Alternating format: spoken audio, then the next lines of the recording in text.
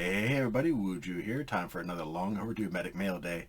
I try to get a bunch of stuff in together at one time for one video, so it takes a little time for me to actually do videos, especially now with where my collection's at. Do have some more stuff coming in via a trade, and then one huge pickup, which if you follow my Instagram, you've already seen that. So looking forward to getting that in. That'll take a little bit before I have it completely paid off, but well worth the pickup. So got a couple future Hall of Famers, some definite, some at some point maybe.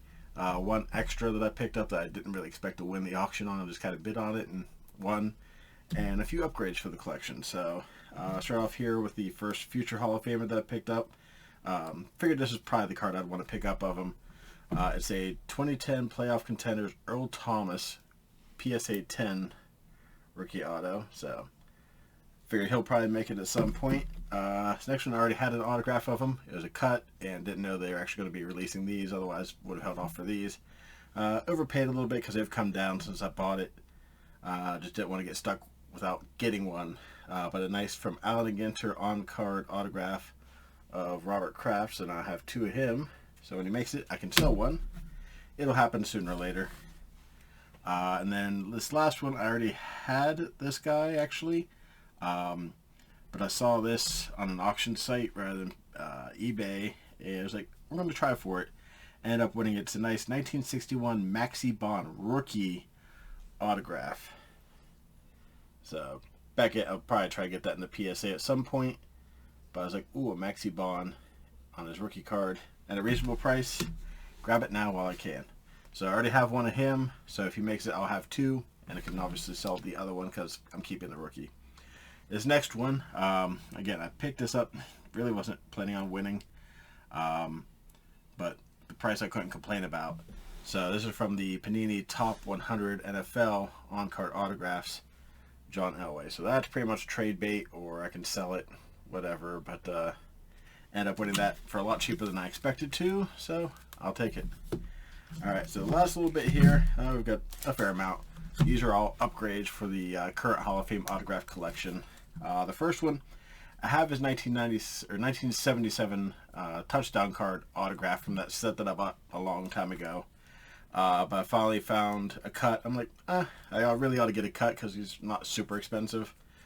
This is from 2010 Panini Plates and Patches Gridiron Cut autograph, numbered out of 37, Tony Canadillo from the Packers. So I at least finally actually have an autograph from a pack from him. Not super expensive, so I was like, I better grab it.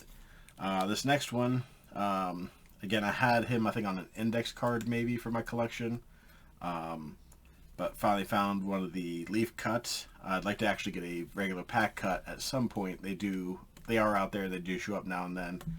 But this will definitely be a bit of an upgrade from where I was at. This is from 2022 Leaf Hall of Fame Cut Edition, Arnie Weinmeister. So at least I was able to get some sort of actual card of him, but now I need to get a nice clean actual cut. So, but for that, that'll do. This next one, I almost went after the other version, and I kind of wish I had to some degree, but I got this at what I thought was a pretty fair price, especially the numbering.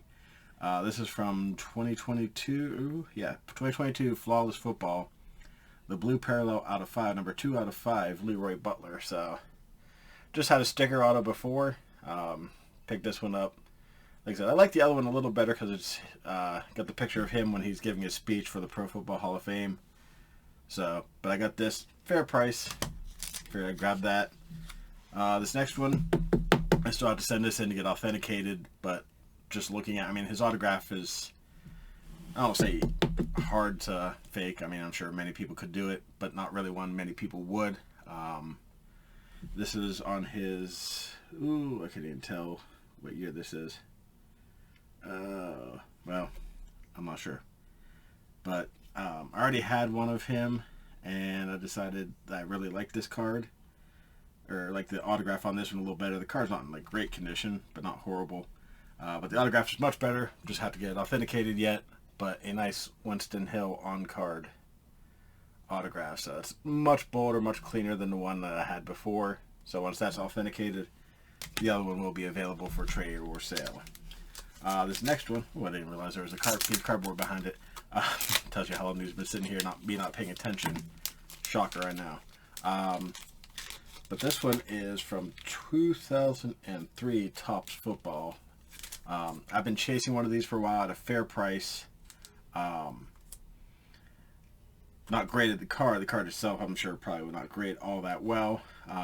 Paid a little bit more than I really wanted to, but it's already slabbed by PSA. Just as authentic for the autograph. The card's not graded. But nice, clean on-card autograph. So nice upgrade. Elvin Bethea from the Oilers. So, yeah, it's a nice looking autograph on there. And like I said, it's just graded authentic. Not, the card's not graded itself, but already slabbed, already authenticated. Good to go. These last two are very nice pickups. The first one I have a little story to tell about after I show it. But I'm trying to, again, as always, upgrade some of my pieces. And this was definitely an upgrade that was sorely needed. This is from 2014 Panini Flawless Football. Nice 3-color patch autograph, 12 out of 15. Marshall Faulk. I made the trade for it, and he sent his part first, and they got here in a day. Boom, good to go.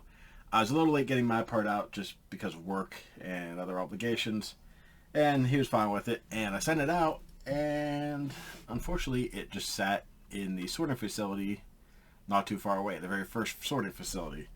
So I ended up,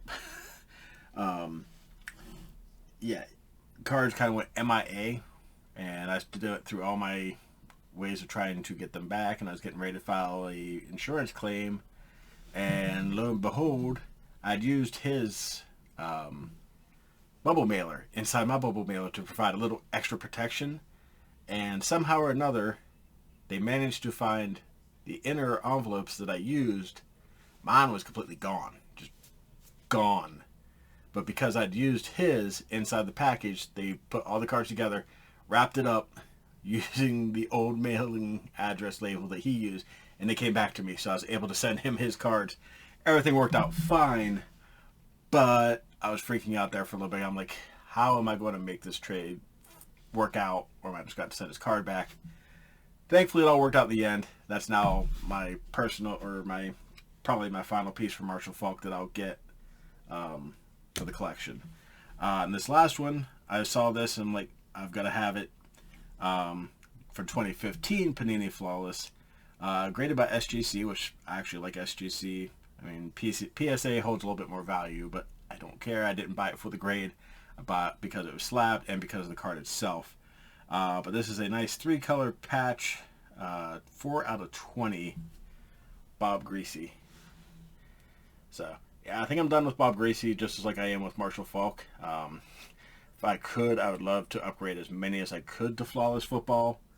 But let's face it, Flawless Football is expensive as anymore.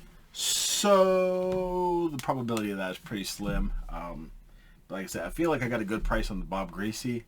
The Marshall Faulk, trade a little bit in his favor, even since he was trading down. But I'm happy with it. It's a nice piece. Autograph is mostly clean. I think there's like a little streak in it or whatever, but I'm not that fussed about it like I used to.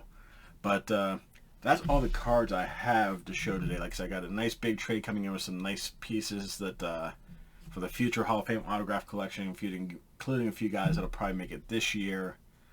And with that new edition that's coming in here in the next couple months, I'm officially down to 11 to go to complete the Pro Football Hall of Fame as it stands right now.